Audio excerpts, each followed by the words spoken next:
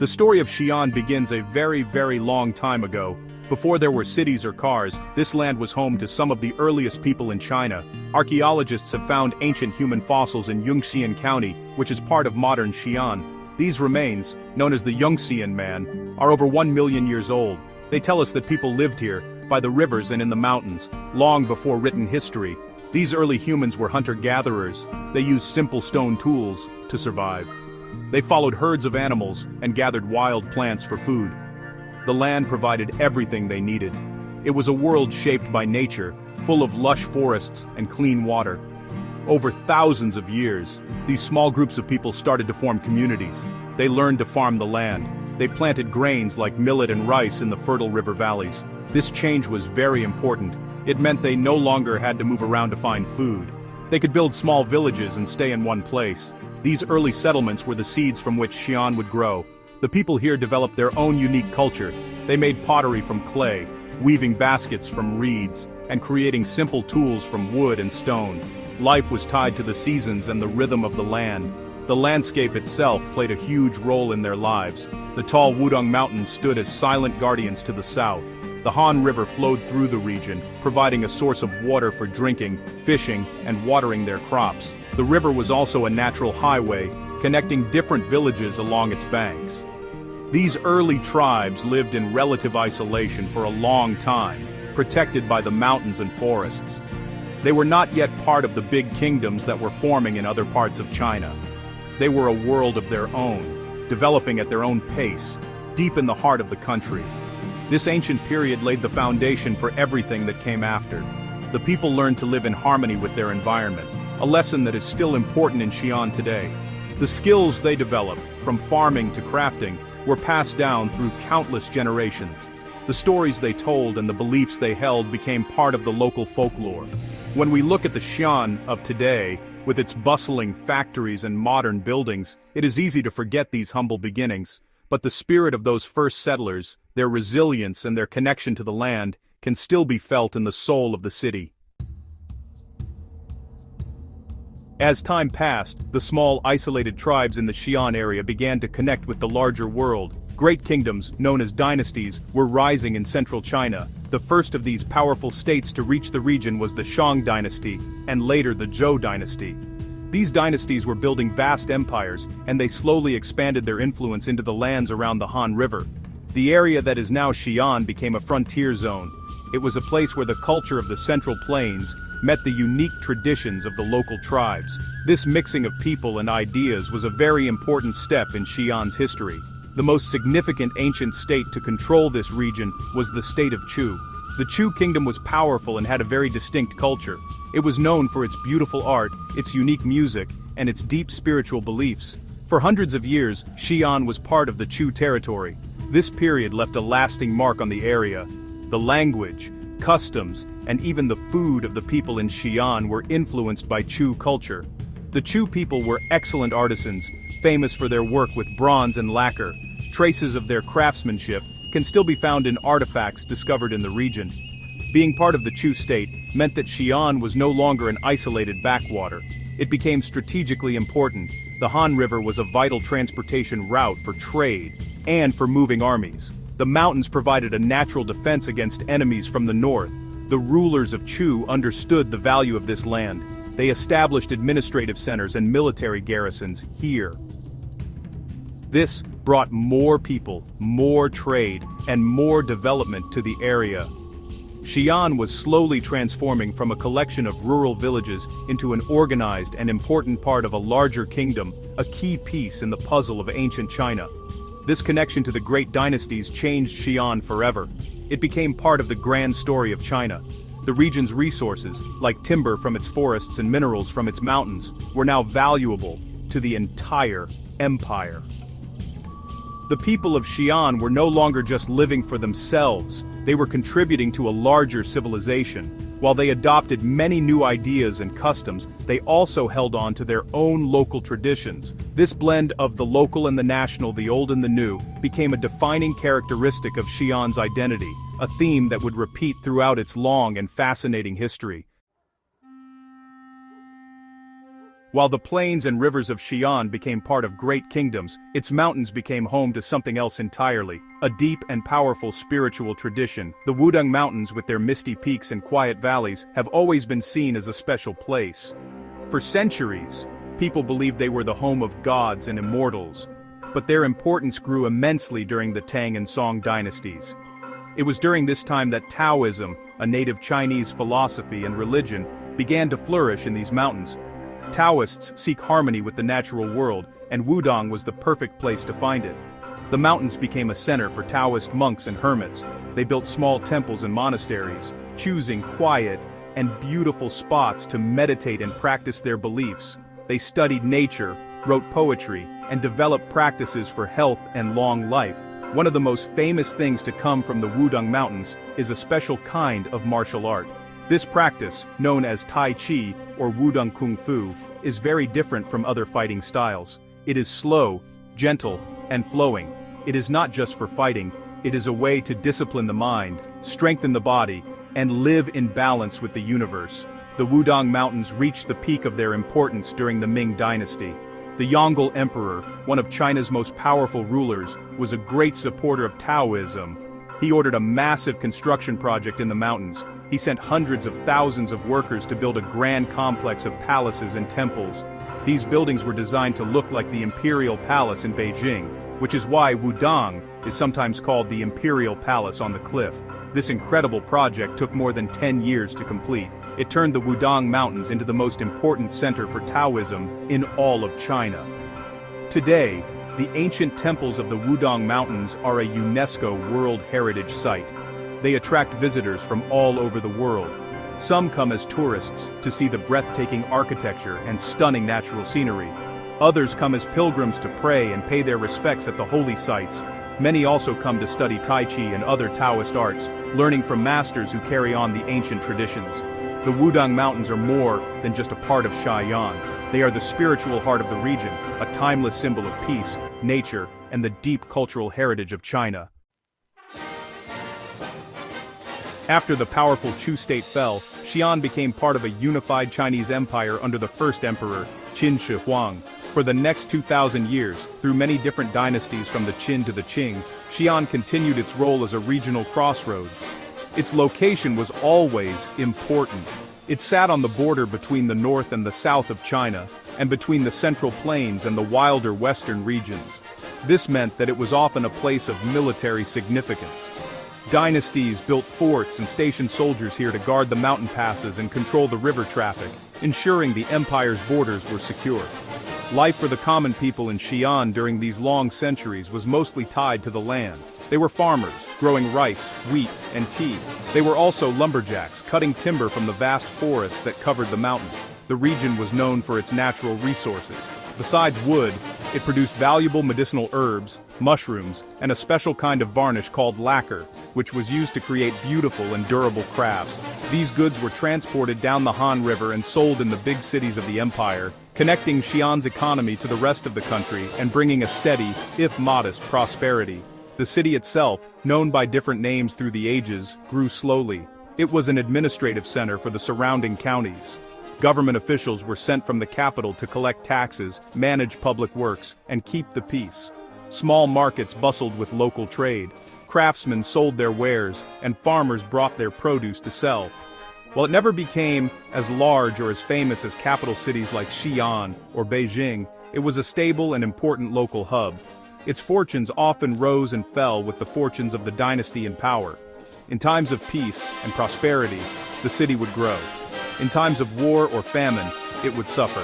This long period of imperial rule embedded Shiyan deep within the fabric of Chinese civilization.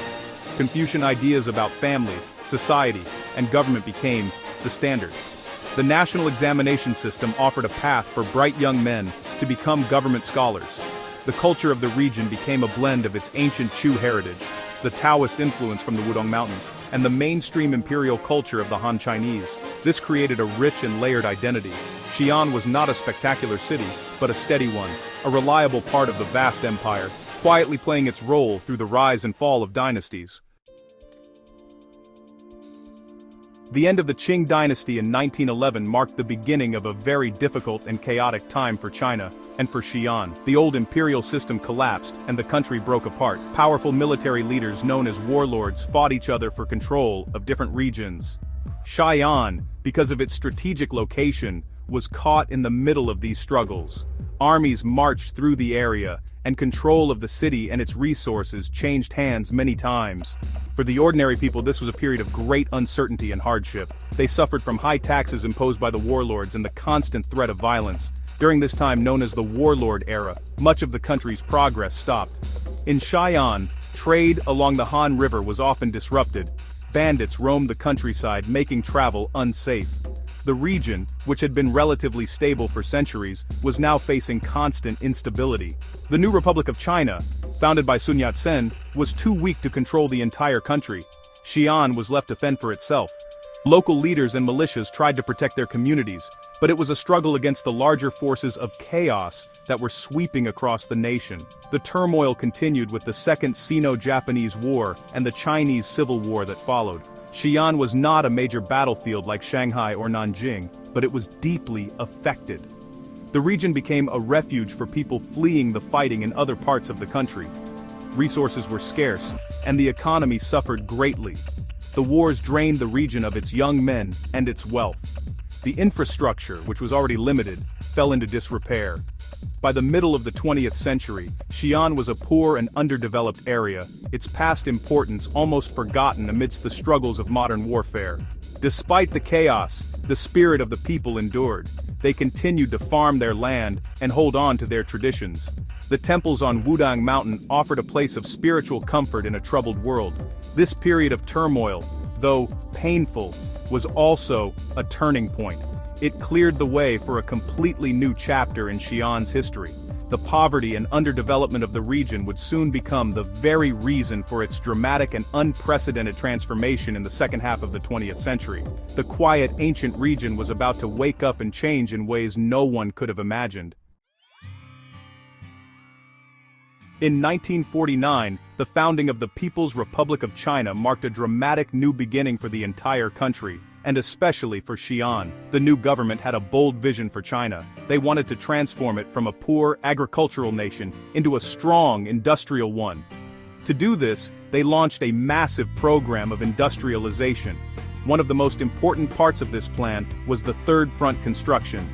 This was a strategic project in the 1960s. The government decided to build important new industries in the remote, mountainous interior of China, far from the vulnerable coastal areas. Shiyan was chosen as a key location for this project. The decision to build a major industrial base in Shiyan completely changed its destiny. Before this, Shiyan was a small, quiet county town with a population of less than 100,000 people. It was surrounded by farms and forests, with little to no modern industry. The government chose Shiyan because it was protected by mountains, making it safe from potential attack. It also had access to water from the Han River and other natural resources. Suddenly, this sleepy town was at the center of a huge national project. A new chapter in its history, one defined by steel, concrete, and machines, was about to be written. The biggest project assigned to Shiyan was the construction of the Second Automobile Works, which would later become the famous Dongfeng Motor Corporation. To build this massive factory, tens of thousands of workers, engineers, and soldiers were sent to Shiyan from all over China. They came from big industrial cities like Shanghai and Changchun. They arrived in a place with no proper roads, no electricity, and no modern housing. They had to build everything from scratch. They lived in simple temporary shelters, worked long hours, and faced incredible difficulties. They literally carved a modern industrial city out of the wilderness. This period was a time of immense effort and sacrifice. The people who built the factory and the new city were pioneers. They were driven by a sense of national duty and a belief that they were building a better future for their country. They blasted through mountains to create roads, built dams to generate power, and constructed factories, apartments, schools, and hospitals. In just a few years, the landscape of Shiyan was transformed. The quiet county town disappeared, and in its place rose a bustling new industrial city, purpose-built for one thing: to make trucks for the new China. The heart and soul of the new Shiyan was the Second Automobile Works, which was officially renamed Dongfeng Motor Corporation in 1992. Dongfeng means east wind, a powerful and symbolic name. The first truck, a military vehicle, rolled off the assembly line in 1975. This was a moment of immense pride. It was proof that the hard work and sacrifice had paid off. From that day forward, Xi'an's identity became inseparable from Dongfeng. The city was not just a place where cars were made. It was the car city of China. The lives of almost everyone in Shiyan were connected to the factory in some way.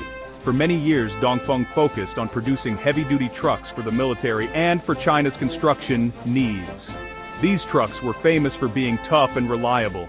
They were used to build roads, dams, and cities all across the country. They played a vital role in China's economic development. The factory in Shiyan grew and grew. It became a massive complex with its own research centers, training schools, and even its own hospitals. The city of Shiyan grew with it. New neighborhoods were built to house the ever-increasing number of workers and their families. Shiyan was a company town, and Dongfeng was the company. In the 1980s, China began its reform and opening up policy. This brought big changes to Dongfeng and to Shiyan. The company started to look beyond military trucks and began producing vehicles for the civilian market. It formed partnerships with foreign car companies, like Nissan from Japan and Peugeot Citroën from France. This brought new technology, new management styles, and new opportunities to Shiyan. The city started to produce not just trucks, but also buses, cars, and auto parts. Shiyan became a critical hub in China's rapidly growing automotive industry, a true engine of the nation's economy.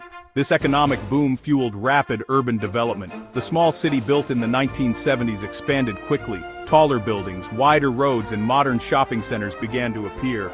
The standard of living for the people of Shiyan improved dramatically. The city that was once poor and isolated was now a prosperous and dynamic industrial center. The success of Dongfeng created jobs, generated wealth, and gave the city a sense of pride and purpose. The dream of the Third Front pioneers had come true in a way that was bigger and more successful than they could have ever imagined. As Shiyan entered the 21st century, it faced a new set of challenges and opportunities. The city had been incredibly successful as an industrial center, but this success came at a cost. Decades of heavy industry had created problems with air and water pollution. The city's leaders and its people realized that economic growth alone was not enough. They needed to create a city that was not only prosperous, but also pleasant and healthy to live in. This marked the beginning of a new focus for Shiyan, balancing industrial development with environmental protection, a quest for green growth. The city government began to invest heavily in cleaning up the environment. They implemented stricter rules for factories to reduce pollution. They started projects to clean the rivers and reforest the hillsides around the city. A huge and very important project was the South to North Water Diversion Project. This massive engineering feat takes clean water from the Danjiangkou Reservoir, located in Shiyan, and sends it all the way to the dry northern cities of Beijing and Tianjin. Shiyan became the guardian of this vital water source, which meant protecting the local environment became a top national priority for the city. Alongside these environmental efforts, the city continued to modernize. The urban landscape of Shiyan changed dramatically. New high-rise apartment buildings, modern office towers, and large public parks were built. The transportation network was upgraded with new highways, a high-speed railway station, and an airport, connecting Shiyan more closely than ever to the rest of China and the world. The city was no longer just a functional factory town. It was transforming into a modern, comfortable, and well-equipped metropolis, with amenities and services that could rival those of much larger cities. This new phase of development also saw Shiyan trying to diversify its economy. While Dongfeng and the auto industry remained the backbone of the city, leaders encouraged the growth of other sectors. Tourism became increasingly important. The city promoted the natural beauty of the area and the cultural treasures of the Wudang Mountains. They also invested in new high-tech industries and modern services. The goal was to build a more resilient and balanced economy, one that did not depend so heavily on a single industry. Shiyan was thoughtfully planning its future, aiming to be a city that was both an industrial powerhouse and a beautiful place to call home. Today, on April 4th, 2026, Shiyan is a city of fascinating contrasts and unique harmony. It is a place where ancient history and modern industry live side by side. On one hand, you can see the roaring assembly lines of Dongfeng, producing the cars and trucks that move a nation. The city pulses with the energy of commerce and innovation, a testament to its incredible industrial journey. The skyscrapers and bustling streets show a city that is confident, modern, and looking towards the future. This is the Shiyan that was born from the Third Front, the powerful car city of China. On the other hand, just a short drive away, you can step into a completely different world. The serene and mystical Wudang Mountains stand as they have for thousands of years. Here, the air is filled with the scent of pine and the faint sound of temple bells. Taoist monks practice the ancient art of Tai Chi, and pilgrims quietly walk the stone steps built during the Ming Dynasty. This is the spiritual soul of Shiyan, a place of peace, tradition, and deep connection to nature. This timeless cultural heritage provides a balance to the fast pace of the modern city below. The people of Shiyan live between these two worlds. Many work in the auto industry or related businesses, but their lives are also enriched by the culture and nature that surrounds them. On weekends, families might go for a hike in the mountains or visit the Danjiangkou Reservoir, the great source of clean water. The city is proud of its industrial achievements, but it is also deeply proud of its role as a guardian of both a sacred mountain and a vital water source for the nation. This dual identity is what makes Shiyan so special. It is a city that makes things, but it also a city that protects things. Looking to the future, Shiyan continues to weave these different threads together. It aims to be a leader in green manufacturing, developing electric vehicles and more efficient technologies. It seeks to attract more visitors to discover its cultural and natural wonders. The city is a living example of how development and tradition do not have to be enemies. It shows that a nation can build a strong economy while still honoring its history and protecting its environment. From the ancient Yunxian man to the modern electric car, Shiyan's long story is a powerful tale of resilience, transformation, and balance.